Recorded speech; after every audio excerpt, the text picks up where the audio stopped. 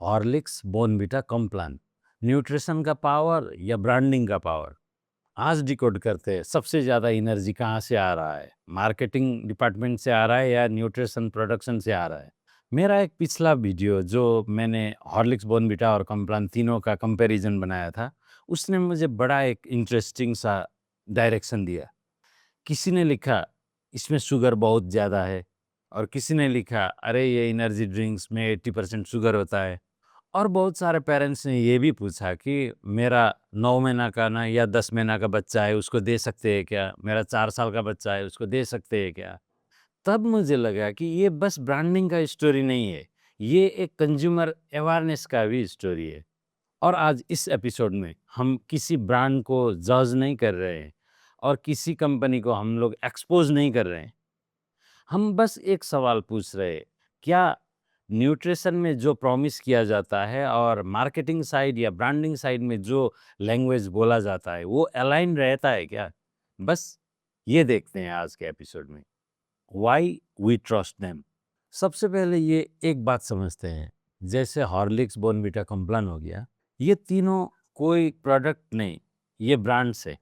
और ब्रांड्स का गोल होता है ट्रस्ट बनाना।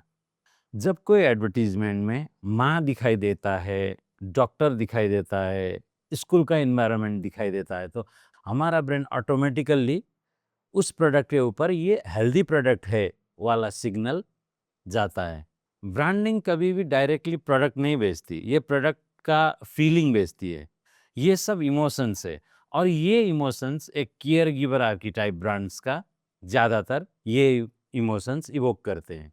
केयर गिवर का मतलब जो प्रॉमिस होता है वो मैं तुम्हारा बच्चे का ख्याल रखने वाला हूँ, यही भरोसा वो पूरा एडवर्टीजमेंट में दिखाते हैं। तो अब यहाँ आके एक इम्पोर्टेंट सा सवाल खड़ा होता है, जब एक ब्रांडिंग स्ट्रांग होता है तो इक्वली उसका न्यूट्रिशन भी उतना ही पावरफुल होता है क्या? ये जानने के लिए एडवर्टीजमेंट को बंद करके वो पैकेट का न्यूट्रिशनल फैक्ट हमें देखना पड़ेगा। और मैं कोई न्यूट्रिशनलिस्ट तो हूँ नहीं, मुझे तो उतना आता नहीं। मैं तो बस एक डिज़ाइन प्रोफेशनल हूँ, एक ब्रांडिंग के ऊपर बात करता हूँ। तो मैं यहाँ पे चैट जीपीटी का थोड़ा-सा हेल्प लेता हूँ कि वो कैसे समराइज़ करता है इनका न्यूट्रिशनल फैक्ट को। ये है इनका तीनों का इंग्रीडिएंट्स का लिस्ट। प्रॉम्प्ट सिंपल है, कंपेयर हॉर्लिक्स, बॉर्नवीटा और Complan.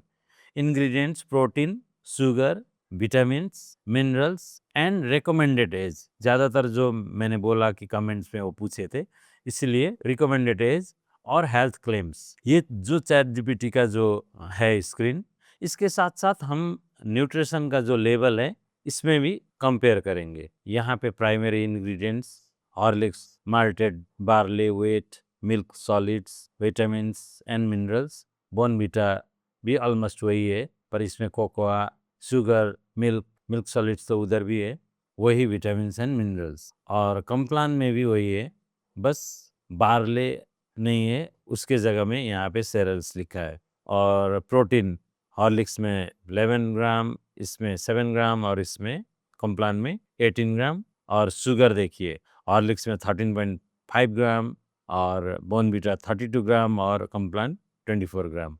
Vitamins fortified with vitamin A, B complex, C, D and others है हॉर्लिक्स में। Bournvita fortified with vitamin A, B complex, C, D and others. और Complan भी vitamin A, B complex, C, D, E and others.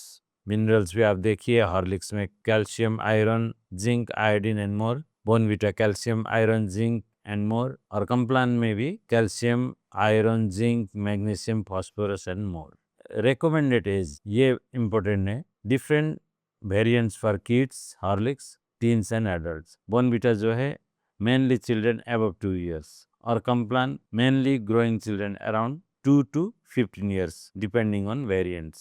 और main health positioning इनका जो है, Horlicks का growth, immunity, bone health, everyday nutrition. और Bournvita energy, mental alertness और immunity. Complan growth, height, weight gain, muscle development. और इसमें की ऑब्जर्वेशन जो चैट जीपीटी बोल रहा है वो हाईएस्ट प्रोटीन कॉम्प्लान में है, लोएस्ट शुगर हॉर्लिक्स में है और हाईएस्ट शुगर बॉर्नवीटा में है। ये चैट जीपीटी बोल रहा है, आप इक्वली इसको न्यूट्रिशनल फैक्ट में भी चेक कर सकते हो। एक सबसे इंटरेस्टिंग ऑब्जर्वेशन कि हर ब्रांड का फार्मूलेशन जो है, कंपोजिशन थोड़ा-सा अलग-अलग है। प्रोटीन लेवल अलग, विटामिन्स का फोर्टिफिकेशन अलग, सर्विंग रिकमेंडेशन अलग। लेकिन एक चीज़ सभी का कॉमन है कि हर ब्रांड न्यूट्रिशन से ज़्यादा ट्रांसफॉर्मेशन बेचते हैं। ब्रांड के मैसेज में आगे ट्रांसफॉर्मेशन लेके आते हैं।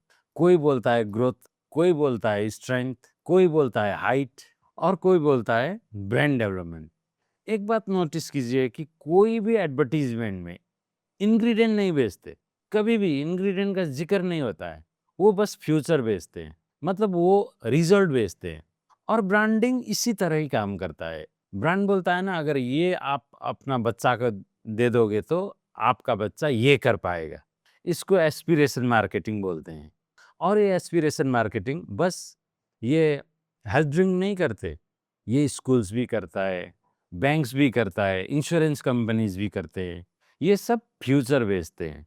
तो दोस्तों, क्या हॉर्लिक्स खराब है, कॉम्प्लान का कुछ गड़बड़ है या बॉर्नविटा का कुछ झोल-झाल है? मैं ये बताने के लिए ये एपिसोड नहीं बनाया। मुझे बस आपको कनेक्ट करवाना है कि इनका जो ब्रांडिंग का लैंग्वेज कहाँ पे होता है और न्यूट्रिशन क्या बोलता है। और मैं बोलता हूँ कि हर कोई प्रोडक्ट का एडवर्टाइजमेंट देखने के बाद आप उसका उल्टा करके इंग्रेडिएंट भी देखिए।